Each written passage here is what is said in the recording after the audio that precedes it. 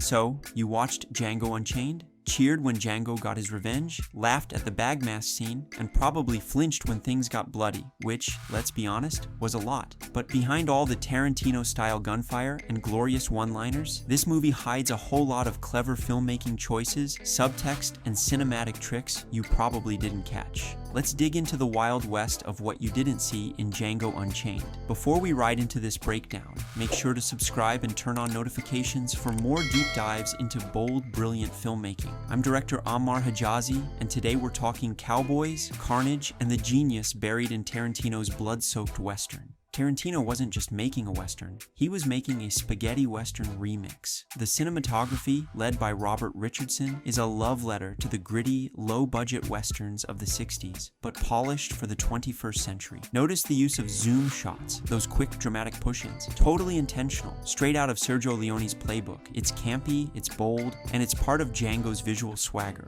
The lighting too shifts as the tone shifts. The early scenes are colder, more muted. Django is in chains, both literally and figuratively. As he gains agency, the colors get warmer, richer, until he's in that blazing red outfit, walking tall like a myth come to life. Also, slow motion. It's used sparingly but effectively, especially when violence erupts. Not to glorify it, but to make you feel it. Tarantino wants the audience to flinch, not cheer mindlessly. Tarantino's script walks a razor-thin line between blistering satire, genre tribute, and revenge fantasy. And somehow, it works. What people miss is how self-aware the dialogue is. Characters often speak like they know they're in a Western. Schultz talks like a storybook German bounty hunter. Calvin Candie is a theatrical southern dandy straight out of a gothic novel. But Django grows. His lines become sharper, more confident, and eventually iconic. That "I like the way you die, boy" line, it hits harder because earlier he had to hold back. Now he owns his moment. Also, the film's use of satire exposes the absurdity and cruelty of slavery-era logic. The dinner scene at Candyland isn't just tense, it's a slow, psychological war, dressed in politeness, built to explode. Let's talk performances. And Hugh, there's a lot to unpack. Jamie Foxx plays Django with this incredible slow burn. He starts stoic, controlled, and you see the rage simmering under the surface. By the third act, that rage erupts, but with style. He's not just angry, he's calculated, controlled vengeance. Christoph Waltz as Dr. King Schultz, the man makes bounty hunting sound like opera. Every line is dripping with rhythm and charm, but there's always this moral discomfort in him. He hates the system, but he works within it, and that contradiction is part of what kills him.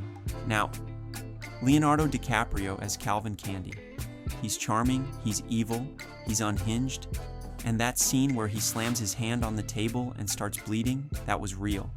He cut his hand, kept acting, and Tarantino kept rolling. That's commitment.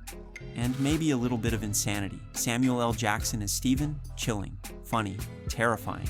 He flips the expected slave character dynamic and becomes the most dangerous man in the room. The gatekeeper of the system, not its victim. Say what you want about Quentin Tarantino, love him or hate him, but Django Unchained is pure Tarantino vision. He directs this movie like a genre mixtape. Western, blaxploitation, horror, comedy, and somehow it all blends into something sharp, uncomfortable, and unforgettable. He's also a master of tension and release. Just look at the dinner scene at Candyland. It's long, awkward, everyone's smiling, but you know something's coming. And when it finally breaks, boom, the violence hits like a freight train. Also, Tarantino weaponizes music. James Brown, Tupac, and spaghetti Western themes. He doesn't care about historical accuracy. He cares about emotional impact. And it works. Let's wrap with the subtle stuff. Django's blue suit isn't just flashy. It's a nod to Thomas Gainsborough's The Blue Boy, a symbol of status and rebellion. He's saying, "I'm free and I dress how I want." The wanted posters shown throughout the film, they mirror the actual fates of characters. It's foreshadowing in the background. The final shot of Django and Broomhilda riding off into the night. The music swells, the house burns, and Django tips his hat. It's a cowboy movie ending, but with a formerly enslaved black man as the mythic hero. That's revolutionary filmmaking. And Tarantino knew exactly what he was doing. Thank you for watching. And if this breakdown showed you something new, hit like, subscribe, and tap that notification bell for more deep dives into bold, brilliant films.